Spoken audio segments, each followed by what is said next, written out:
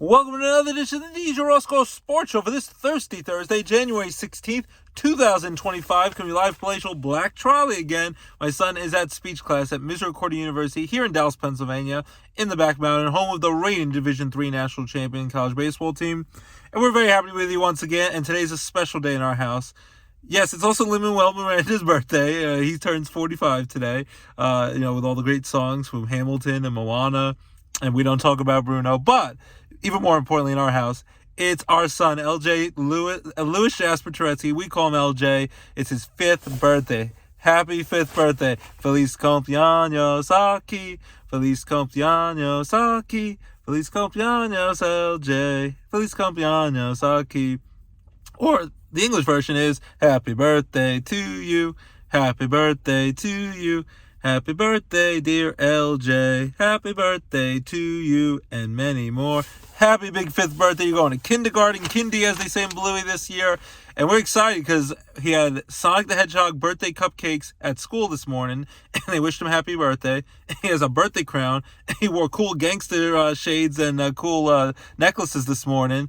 Then he's at speech class, and they're going to sing to him and wish him well. And then afterwards, we're going to bring our daughter Lorelai out of school, and we're going to go to Legoland in Philadelphia. So we're very excited about that.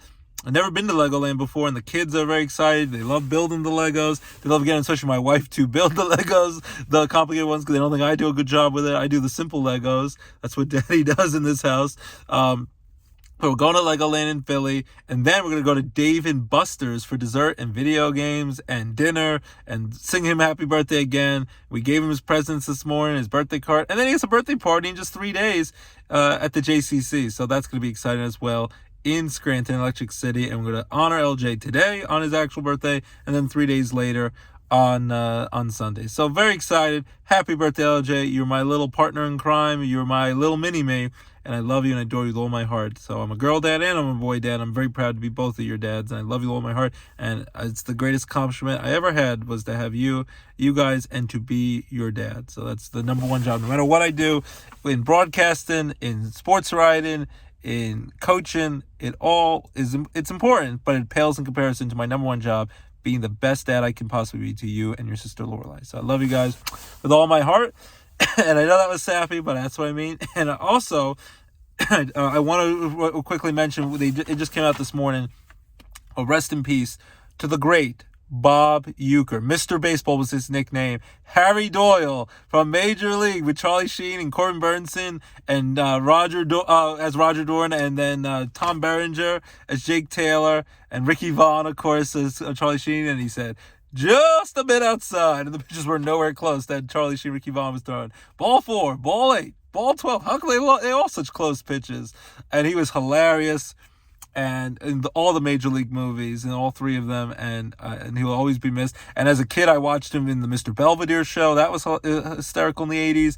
His Miller Lite commercials. And he was also the broadcaster, a Hall of Fame broadcaster for the Milwaukee Brewers till the very end, from 1971 on, and just broadcasted their playoff games when they were lost to the Mets in the wild card first round playoff series just last October, just a few months ago. So right before spring training starts, less than a month away, right before the regular season starts, 2 months away, and we lose a living legend. The great Bob Uecker passed away at 90 years young. He had that youthful spirit, forever young, and just a legend in the business. And I just loved listening to him telling his stories, kind of like Vince Scully from back in the day. And then in his entertainment, in his commercials and movies, just never took himself seriously. He was so self-deprecating. Reminded me of Conan O'Brien, always making fun of himself. Conan O'Brien teasing himself that he's not good looking enough or not funny enough.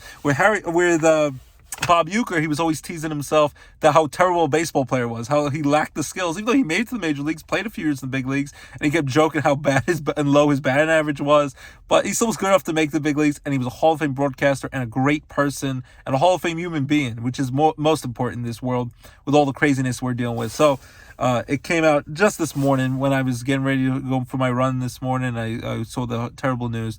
Rest in peace to the great Bob Uecker, Mr. Baseball. Harry Doyle, you'll be greatly missed. So I wanted to mention that. So, without further ado, we're going to go to our playoff football coverage, divisional second round matchups, playoffs, and we're very excited on this Thursday to talk about it. We got a doubleheader this Saturday, January 18th, doubleheader.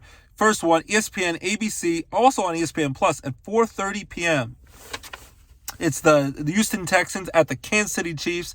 The Chiefs, of course, trying to be the first team ever to win their third Super Bowl in a row. It's never happened before, not even with the Brady and Belichick Patriots. They went to 3 Super Bowls in a row. They've already won 3 Super Bowls with Kelsey and Andy Reid and Mahomes. They're trying to win 3 in a row, make history. So let's see what they can do. They're going to be heavy favorites in this game, and I think they're going to get this win. They're 15-2 regular season. Really, were 15-1 before they rested all their players and let the Broncos get in the first round of the playoffs rather than the Bengals and Joe Burrow, who were red hot. Would have been a more dangerous team. Texans were 10-7 in this regular season. Were up and down, but CJ Stroud, heck of a young quarterback. D'Amico Ryan's a great young coach, especially running that defense, and they crushed the LA Chargers. I thought the Chargers and Jim Harbaugh and Justin Herbert were going to get it done.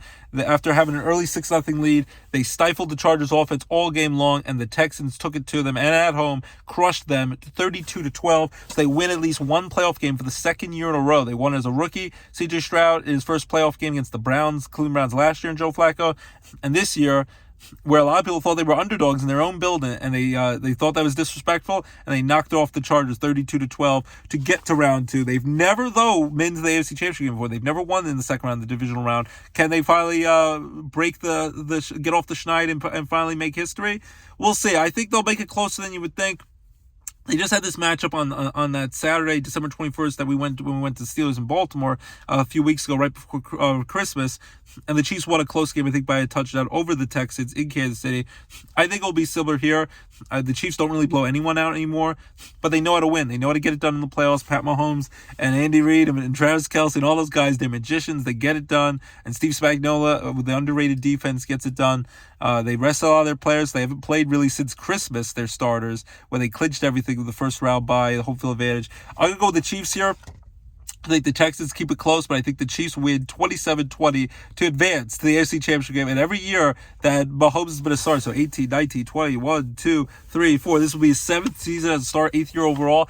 And if they get to the AFC Championship game, this will be all 7 years as a starting quarterback. He'll be at least in the AFC Championship game. And a lot of those years he gets to the Super Bowl and wins it. So I think they win it 27-20 over the Texans. Nice one for the Texans. Chiefs continue their ride for history and destiny. They'll get to the AFC Championship game next week. Then at 8 p.m. on Fox, primetime action with Tom Brady on the call. The Washington Commanders at the Detroit Lions. Detroit Lions with the first round bye, 15-2 after knocking off the Vikings the last week of the season. They're the heavy favorites, but Washington, don't count them out with their young quarterback, Jaden Daniels. They were 12-5 this season. Won their first playoff game in 19 years since 2005 season when they came on the road and beat Tampa Bay Buccaneers. They did it again last week, where a lot of people, including myself, thought Baker Mayfield and Tampa Bay were going to get it done. It was close, but in the end, Jaden Daniels and the Washington Commanders win on a thriller doink field goal that went in right at the buzzer, 23-20, saved by the bell, and Washington wins. And they're going to give a challenge to the Lions, especially the Lions are banged up, they're injured, and Jaden Daniels and this young Lions team, they don't know what it's like to be afraid of that they're not supposed to win. They believe they can win any game. And at this point, Dan Quinn and their head coach and Jaden Daniels, they're making believers out of everyone. So I think Washington's going to bring a big scare to Detroit. But I think in the end, Detroit finds a way to win this game. I'm going to go with the Lions, but I wouldn't be shocked if they upset. I'm going to go with the Lions 27-17. They win by 10 points over Washington. The Lions better get it done as the heavy favorites, even with all the injuries. No excuses here. Dan Campbell, he's going to go for a lot on 4th down. So will Dan Quinn. So it's going to be like playing a Madden game where you're like drunk and going crazy, or like a little kid playing Madden where you just go for it. You never punt. You never kick field goals. You just go for it every single time. It's going to be fun, exciting football. Eminem probably will be there. Barry Sanders, Megatron, Calvin Johnson cheered on their Lions. So in the end, I'm going to go with Lions 27-17 to get to the NFC Championship game. Then on Sunday, January 19th, a doubleheader. Supposed to be cold both in Philly at 3 and at 6:30 in Buffalo, and possibly snow game. So stinks to be there. It might be fun to play the game. Stinks to be there as a fan at times because you'll freeze your butt off. And I went to some of those games late in the year to cheer on my wife's Steelers, and those were frigid games. Hard to stay warm. But as a player, you make it the Snow Angels, especially if you win, it's exciting. And then to watch on TV like we are going to do, it's going to be exciting. So we will be watching them in between LJ's birthday party on Sunday, 3 o'clock, NBC and Peacock streaming. The LA Rams, everyone's hearts go out to the people of Los Angeles, all the horrible loss of life, loss of property, loss of everything in LA with those horrible wildfires, and the courageous firefighters and first responders who are serving the call and helping the people. And the Rams, they had to play their first round playoff game in at Glendale, Arizona. The Arizona Cardinals stepped up and helped out the Rams. They had to play in Arizona instead of playing at home. They ended up crushing the Vikings, who had a great season, 14-3. Sam Darnold will be a free agent, but he struggled those last 2 weeks against the Lions when they could have won and got the first round bye in the division. And then in this playoff game, lots of pressure on defense. He was running for his life, Sam Darnold, and the Rams defense got to him. They're underrated, and their offense was clicking. Matthew Stafford and Puka and Cooper Kupp and all the offensive weapons. They were rolling. Sean McVay has this team believing. They've kind of become America's team because it's almost like a lot like after 9/11, a lot of people were cheering on for the Yankees, whether you love or hate the Yankees at times. People were loving and cheering on New York because what it's represented, that courageous spirit to fight to fight under insane, horrible obstacles. And in many ways, that LA has become America's team now in the playoffs. So they're a dangerous team going into this playoffs before this happened, and now I think really they're gonna be a hard out. And the LA Rams, they crushed the Vikings 27-9 in Arizona. And now they go on the road, take on the Philadelphia Eagles, the city of brotherly love. Hopefully, Eagle fans will treat the Ram fans properly and will not be nasty to them. You never know. Some Eagle fans, when they get a little tipsy, they might act up, but especially with all the hard things they've been going through. And there is some sports coming back to LA. The LA Lakers and the LA Clippers who crushed the Brooklyn Nets last night by like 60 points. And the LA Lakers came back and beat the Miami Heat last night with LeBron James and company. They are playing some home games in LA. So little by little, but still a very dangerous, scary situation with the wildfire. So our hearts will go out, and we good to you. We hope you stay safe. Eagles are at home. They were 14-3 this season. They crushed Jordan Love and Matt LaFleur and the Packers last week, 22-10 at home in Philly. It was close for a while, but they pulled away late. It wasn't pretty at times, but Jalen Hurts coming off concussion protocol got it done. Saquon Barkley even slid and let the clock keep running when he could have had a surefire touchdown at the end of that game. They lose a star defense player, Dean, for the rest of the season. Hurt his knee, got a tear in there. But the Eagles, they're going to be a tough team to beat here. So will the Rams. So the Eagles came into LA and beat the Rams a few weeks ago. In the end, I think the Rams are going to be a tough out. I think the Rams are going to be dangerous. Their offense is going to be hard to stop. And the Rams defense is underrated. But I think the Eagles will do enough at home in frigid Philly with the crazy home fans and possible snow. I think Philly gets it done. The Rams not used to usually playing in horrible cold weather. I think it's going to be close, but I think the Eagles win. I'm going to go with 27 to 22. Eagles win by 5, 27-22 over the Rams, and they advance the NFC Championship game in Detroit next Sunday. All right, and then 6:30 p.m., the last big playoff game, Nana Fran's Buffalo Bills on CBS Paramount Plus. Going to be frigid, going to be 8 degrees, going to feel like negative 10 degrees outside. A snow game in frigid cold Buffalo. The red-hot Baltimore Ravens were 12-5, won a bunch of games late in the year to overtake the struggling Steelers, who included getting their butts kicked by the Ravens last week in Baltimore in their playoff game. Lost 5 straight games at the season. There's talk that maybe Arthur Smith, who might get a head coaching job, but might say an offense coordinator, didn't really gel with Russell Wilson. Maybe the Steelers bring back Justin Fields instead of Russell Wilson, the younger quarterback, and the team is clicking well. Russell Wilson did some good things, but the team was really fighting hard for Justin Fields, and then they got rid of him and made it the backup and only got to basically do a few running plays. So Ravens are hot. Lamar Jackson's probably going to win another MVP. Him running and throwing the football is dynamic because you never know what's he going to go with, where he's going to run or throw it, hand it off to Derrick Henry, who's running people over and slapping with fist arms and slapping Minka Fitzpatrick in the face of the playoff game, trying to run him over. The running game, you can stop the running game. Good luck, Bills, but it's going to be hard. So even in the snow, it's going to be hard to stop these Ravens. They crushed the Steelers 28-14 last week. They were up 21-0 at halftime. It was a blowout. The Bills 13-4. They were able to crush the Broncos. The Broncos 10-7. Happy to be in the playoffs with the rookie quarterback Bo Nix, who had a good season. Sean Payton, the excellent offensive-minded coach. They were up 7-0 early on the deep ball touchdown, but that was the end of the highlights there because then they missed a field goal on a doink off the goalpost that did go in, and they scored 31 unanswered points, 31-7. Josh Allen, the star quarterback, playing out of his mind in the playoffs, playing amazing since getting engaged to Haley Steinfeld, the famous actress, running, throwing the ball. He's such a beast out there. I'd love to see him finally get a chance to win a Super Bowl, win an MVP, because he deserves that, all the great years and all the great playoff performances and all the hard-fought losses of the playoffs to Pat Mahomes and the Chiefs, and they're the only team, besides when the Chiefs gave up in the last game of the season with backups, that actually beat Pat Mahomes in the playoff in the regular season this year, the Chiefs, because even the Ravens lost them on opening night when he stepped out of bounds, their tight end likely. I'm going to be rooting like heck for the Nana Fran's Buffalo Bills. I think playing in the cold and the snow is definitely an advantage for Buffalo, but I think in the end, I hate to say it, I'm going to give a slight advantage to the Baltimore Ravens. My wife hates the Ravens. I've been sleeping on the couch for this. I think it's too hard to stop Lamar Jackson, who's had his playoff problems in the past. Lamar Jackson, Derrick Henry's the big X factor, who they did have in the past. Enough with the receivers, even though Zay Flowers missed last week with the playoffs with the knee injury. We don't know if he'll be back this week. Bateman's a solid receiver. Mark Andrews is a solid tight end. Likely's a solid tight end who scores lots of touchdowns. Mark Andrews is a beast out there. And the defense is underrated. In the end, I hate to say it, I think the Ravens might be a team of destiny. I'm going to root like heck for the Bills. Hope I'm wrong. I'm going to go with the Ravens to beat the Bills 27-24 in frigid cold Buffalo. So again, my playoff picks in the NFL are Chiefs over the Texans,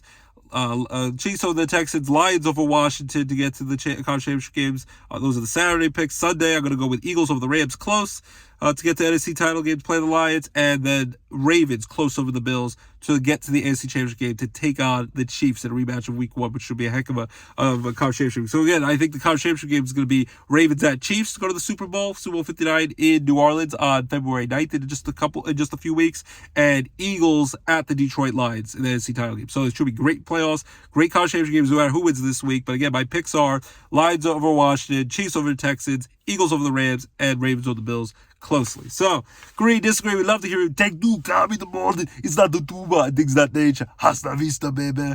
Jamie, Arnold Schwarzenegger. C is for cookie. That's good enough for me. Cookie, starts with C.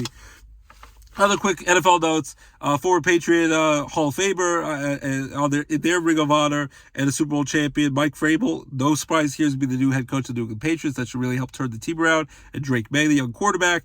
Mike Vrabel's the Patriots coach. I would have loved if he went to the Jets. Jets still looking for a head coach. Aaron Glenn says that that might be his top choice to be head coach. Aaron Glenn, the defense coordinator, used to be on the Lions, used to be on the Jets. We'll see what happens. And there's a few other interesting, a few other ones that players, coaches. Brian Flores, a great defensive mind. He might possibly be a Jet possibility. Aaron Glenn would be a good choice, but also get that offense fixed.